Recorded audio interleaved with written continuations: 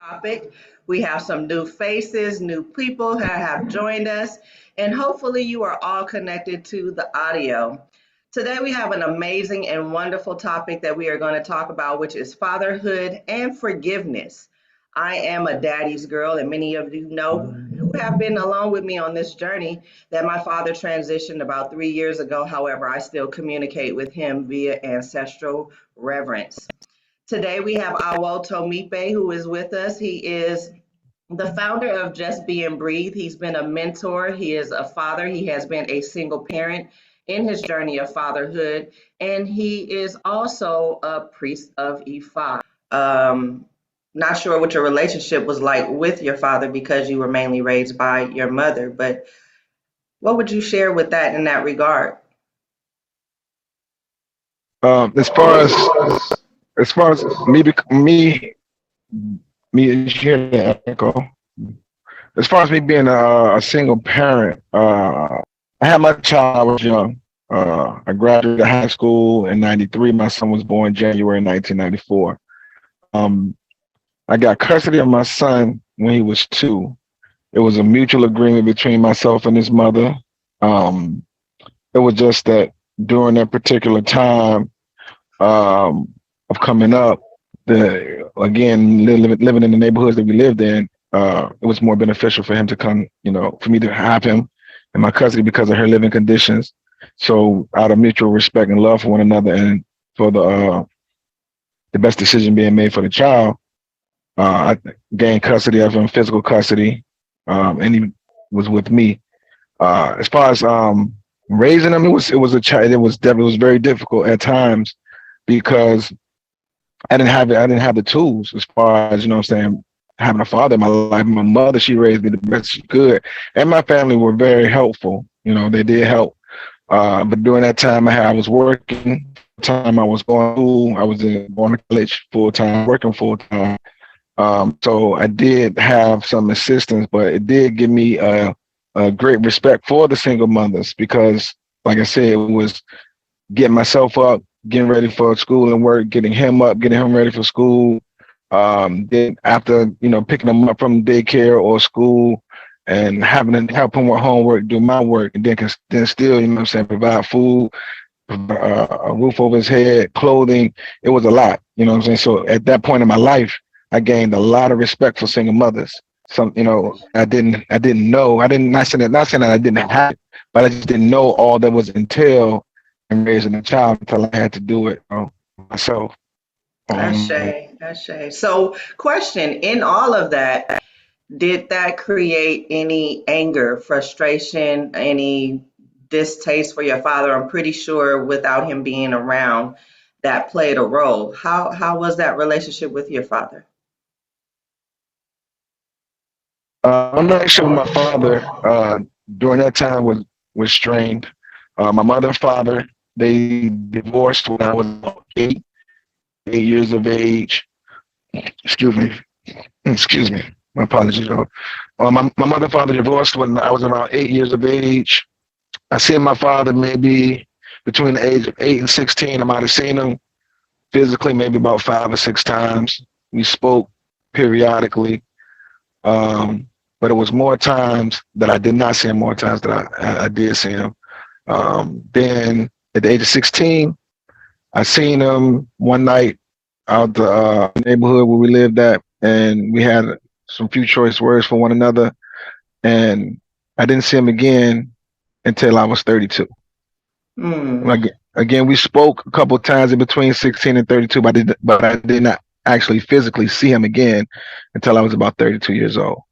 So wow. yes, raising my son, that did, there was a lot of resentment, bitterness, anger, feelings of abandonment, because I didn't have anyone, no male figure in my life to teach me certain tools or give me the certain tools that I needed to raise a man. Did have males in my family. However, during that time, they were off into the military. They were, what I'm saying, well off into their careers.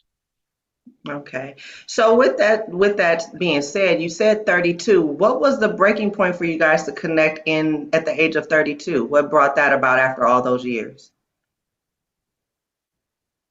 32. At that point in my life, I was married. I have 4 children, three physically, and then my wife had a child. So as a blended family, we came together. We have 4 children, and I wanted. One of the things that affected me growing up was that I wasn't able to have that relationship with my father's side of the family. My mother's side of the family was good. Like, I knew the history. I just didn't, when my father's side, it wasn't there. Uh, at the age of 11, my grandparents on my father's side were murdered. So when that happened, when that trauma took place, it severed the relationship between the siblings and the family.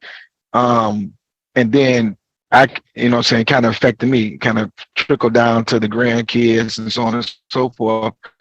So, and then by my mother and father being divorced, the grandparents was the glue, the one that, let me get my grandson. I'm going over there, spending time with my father, not my father, but my father's side of the family. However, uh, so when that happened, uh, that severed, that connection. So for me, I didn't want my children to go through that. So I prayed about it, and I spoke to my wife at the time, and I was like, I really want my father to be a part of his grandchildren's life. I just don't want them to have to endure the disappointments and things that I had to endure.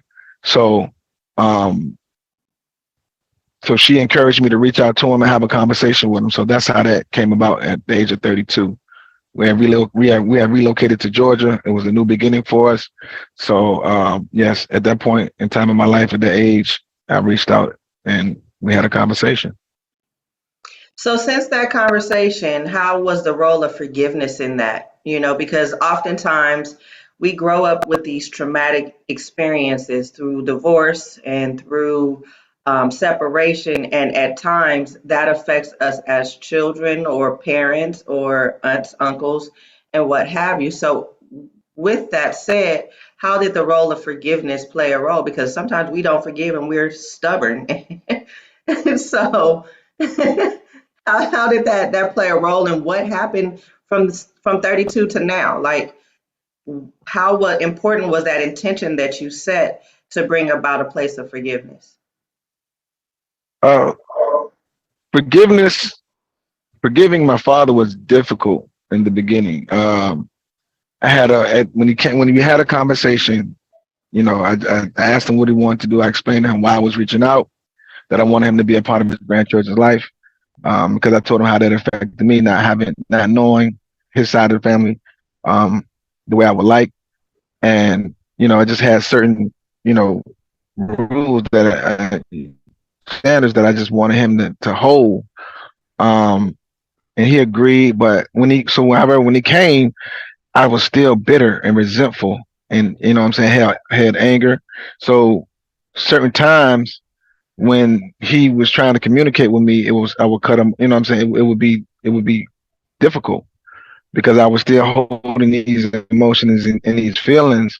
It wasn't until and now then also too he came back into my life trying to play the father role. And I'm like, ooh, I'm 30, 32. You missed those days. I'm like, you don't get to come into my life at this point and try to do that. Like if anything, you know what I'm saying, we can try to build a new relationship, you know what I'm saying, we can be respectful, and you can assist me, you know what I'm saying, helping raise my children and you know that part, but you can't, you know what I'm saying. It was just difficult because he's never been in that role to be missing for so many years and then come back. It was just like I said, it was hurting me. So um getting back to the forgiveness part, I wasn't able to forgive him until we had a conversation and he told me the things that he was dealing with, what actually made him spiral out and you know and leave and just run. Uh so it took me some time to really I had to step into his shoes and get to a place of understanding in order for the forgiveness to actually start to work. I really had to step into his shoes and understand what he was dealing with. I mean, first of all, his relationship with his father was strained. He left home at 14, joined the army at 16, 17, um, had me when he was 18, uh, divorced when he was 26, um, and then his parents was taken away from him at 28. Yeah. So Yeah. not having the tools himself and the ability to, you know, be there mentally, spiritually, or emotionally, that's what I had to grasp. That's what I had to understand, had to feel for him in order for me to forgive him. Um, because I couldn't charge him for something that he didn't know. He Okay. never he never received the tools. Yeah. So with you sharing all that, you've shared a lot, and I see some people that have shake their head and understood, and it's majority women that I see that are present with us currently as participants on Zoom, and there may be some on other platforms that this is streaming. And I want to get a little feel of how people are feeling, what your relationship is like with your father, or even the father of your child for the women. I see a gentleman that I have yet that I haven't seen, but you can either raise your hand or you can put it in the chat on what it is that you may be dealing with, because for someone listening to your story, Awo Tomipe, that can be very challenging, and many of us, especially in the diaspora, the 70s was very populated with the Black family. The Black family was tight. It was a lot of card parties, a lot of hanging out, and something happened in the 80s. The 80s, the crack epidemic hit. Certain things, gangs started to take place. So the relationship with the Black male in the community began to be tainted. We went from, the Black Panthers to gangbangers. And so a lot of the times we don't look at trauma of how that affects the Black man, and we're upset as women and angry, but we don't understand the cycle that has been there. So when we talk about forgiveness, listening to you talk about uncle taking your grandparents and the things that your father done, what you want to talk to the people directly, get some feedback from them, because we're interactive here. So I definitely want to know, because it's a heavy topic. It could be a heavy topic for some. Some people may not have had a good relationship with their father or had the opportunity to have that conversation before they transitioned, but the understanding of this lack of Yeah. forgiveness, how does it affect the spirit? What my experience is heavy. It has been heavy and sometimes it's still heavy. What I like another thing I've gained to understand was that forgiveness is really for the in order for me when I forgave him it was for me. It released the emotions that I had. I was able to relinquish that the emotions of anger and the bitterness and feelings of being abandoned because he didn't abandon me. He he just wasn't able to be there because of the choices that he made. I wouldn't consider that abandonment. Abandonment to me is, saying, walking away and saying, you know what, forget it. You know what I'm saying?